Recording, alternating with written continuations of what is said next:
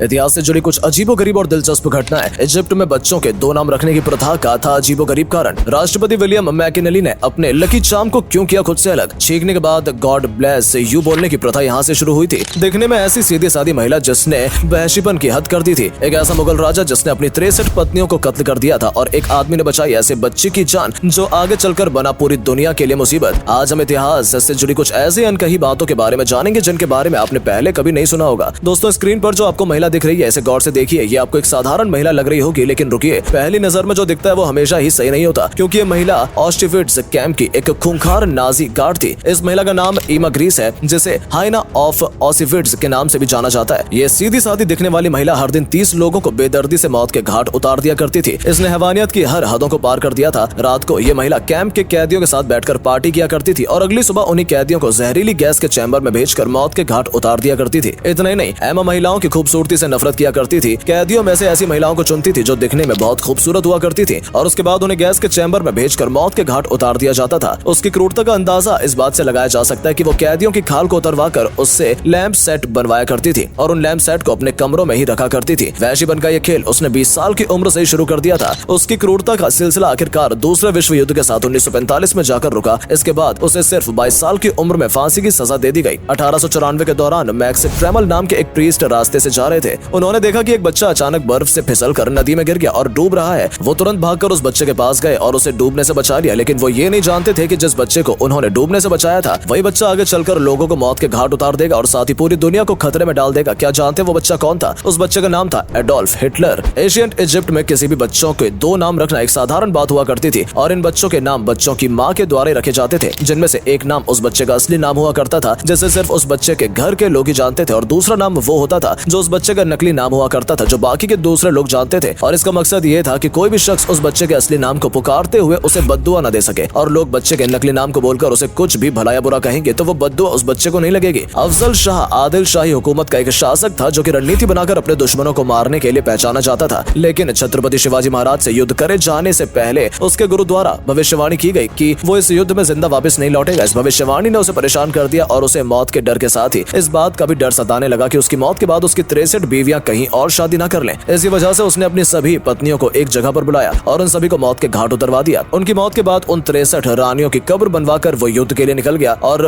उन रानियों की कब्र आज भी उसी जगह पर मौजूद है। वो जगह 60 कब्र के नाम से जानी जाती है जो बीजपुर में मौजूद है। इस घटना के बाद अफजल खान ने धोखे से शिवाजी महाराज को सुलह करने की बात पर बुलाकर मारना चाहा, लेकिन शिवाजी उसकी फितरत से अच्छे से वाकिफ थे और वो रक्षा कवच के ऊपर कपड़े पहनकर उससे मिलने पहुंचे थे। और अफजल खान ने जैसे शिवाजी महाराज पर वार किया, उन्होंने तुरंत अपना हाथ में छुपाए हथियार से उसका वहीं पर पेट फाड़ दिया और उसकी मौत हो गई। इसकी मौत के साथ ही उसके ज्योतिषियों द्वारा की गई भविष्यवाणी भी सच साबित हो गई। भारतीयों के लिए चाय कितनी ज्यादा अजीज है ये तो सभी जानते हैं। भारतीय लोग किसी भी चीज के बिना रह सकते हैं लेकिन चाय के बिना नहीं रह सकते। लेकिन क्या आप जानते हैं, जॉर्जियन एरा के दौरान ब्रिटेन में चाय का प्रोडक्शन नहीं हुआ करता था और चाय को चीन से इंपोर्ट किया जाता था, जिसकी वजह से काफी महंगी हुआ करती थी। उस समय चाय इतनी ज्यादा महंगी हुआ करती थी कि ब्रिटेन के लोग उस दौरान चाय को रखने और स्टोर करने के लिए स्पेशल मेटल बॉक्स बनवाया करते थे जिसमें चाय की पत्ती को ताला बंद करके रखा जाता था। इसके पीछे मकसद था कि कोई भी शख्स उस चाय पत्ती को चुरा ना सके। इतना ही नहीं, चाय हमेशा घर में ऐसी जगह पर रखी जाती थी कि मालिक की नजर हमेशा उस चाय पर बनी रहे। और जिन अंग्रेजों को हमारी किताबों में हमेशा महान बताया जाता है, उनकी हकीकत का ये छोटा सा नमूना था कि उनकी असली औकात क्या थी। ब्लैक डेथ एक ऐसी बीमारी थी जिसकी वजह से यूरोप के ज्यादातर लोग मौत के मुंह में समा गए थे। इस बीमारी की वजह से लोगों में खतरनाक ही दहशत फैल गई थी। सरकार ने उस दौरान ये नियम बना दिया था कि अगर कोई भी व्यक्ति किसी के सामने छींकता है तो उसके बाद उस व्यक्ति को गॉड ब्लेस यू कहना होगा, जो एक अजीबोगरीब कानून था। इस तरह किसी भी व्यक्ति के छींकने के बाद उसे ब्लेस यू कहने की प्रथा शुरू हुई और आज तक जो चली आ रही है। अगर आपसे पूछा जाए कि क्या आप 1400 किलो सोना, 24 किलो चांदी और साथ में कई तरह के हीरे और जवाहरात वाले खजाने को पाना चाहते हैं तो आपको लगेगा कि हम मजाक कर रहे हैं, लेकिन ऐसा बिल्कुल भी नहीं है। आप इस खजाने को हासिल कर सकते हैं, बस आपको इस बिल पेपर को सॉल्व करना होगा। जी हाँ, इसमें खजाने तक पहुंचने का रास्ता लिखा हुआ है, लेकिन एक कोड लैंग्वेज में। दरअसल 18वीं सदी के दौरान थॉमस बिल नाम के एक शख्स ने वर्जीनिया के एक इलाके में काफी सारा खजाना छुपाया था और इस खजाने तक पहुंचने का तरीका उसने 3 पेज के एक कोड लैंग्वेज में लिख दिया, जिसे बीएल पेपर्स या बीएल किफर्स भी कहा जाता है। इसके बाद थॉमस अचानक से लापता हो गया और इसके बारे में किसी को कुछ भी नहीं पता चल सका। आपको ये बात जानकर हैरानी होगी कि इन पेपर्स के दूसरे पेज को डिकोड भी कर लिया गया है, जिसमें खजाने में मौजूद इंफॉर्मेशन के साथ ही खजाने के वर्जीनिया में होने की बात लिखी है। लेकिन इससे पहले और तीसरे पेज में इस खजाने तक पहुंचने की सटीक जानकारी मौजूद है, लेकिन इसे आज तक कोई भी डिकोड नहीं कर पाया है। राष्ट्रपति विलियम मैकिनेली लकी चार्म के तौर पर हमेशा एक लाल रंग का गुलाब अपने कोट पर लगाया करते थे। 1901 के दौरान जनता को संबोधित करते हुए उन्होंने उन्होंने अपने उस लकी चार्म को निकालकर एक 12 साल की लड़की को दे दिया और उसे देते हुए कहा कि मैं इस फूल को एक दूसरे प्यारे से फूल को देना चाहता हूँ। और आप जानकर हैरान होंगे कि अपने लकी चार्म को खुद से अलग करने के महज कुछ ही मिनट बाद उन्हें क्राउड में ही मौजूद एक शख्स ने गोली मार दी और उनकी वहीं पर मौत हो गई। गुजरात के एक राजा राणा वीर सिंह गाँव में पानी की परेशानी को दूर करने के लिए काफी बड़ी और गहरी बावड़ी बना रहे थे, लेकिन उसका निर्माण पूरा हो पाता उससे पहले ही उनके राज्य पर मोहम्मद बेगता नाम के एक शासक ने आक्रमण कर दिया और इस युद्ध में राणा वीर सिंह की मौत हो गई। जिसके बाद रानी खुद भी अपने आप को खत्म कर लेना चाहती थी, लेकिन उन्होंने ऐसा नहीं किया और मोहम्मद बेगता ने जब रानी से शादी करने का प्रस्ताव रखा तो रानी इसके लिए राजी हो गई, लेकिन एक शर्त पर, जो ये थी कि पहले मोहम्मद को राजा की बनाई हुई अधूरी बावड़ी का काम पूरा करवाना होगा। मोहम्मद इस बात के लिए तुरंत तैयार हो गया और उसने जल्दी से जल्दी उस अधूरी बनी हुई बावड़ी का काम पूरा करवा दिया। और इसके बाद जैसे ही उसने रानी को उसकी शादी की शर्त याद दिलाई, तभी रानी ने मोहम्मद को उसकी बावड़ी के पास बुलाया और बावड़ी में कूद कर अपनी जान दे दी। रानी ने यह खेल सिर्फ इसलिए खेला ताकि गाँव के लोगों की पानी की समस्या दूर हो सके और राजा का सपना पूरा हो सके।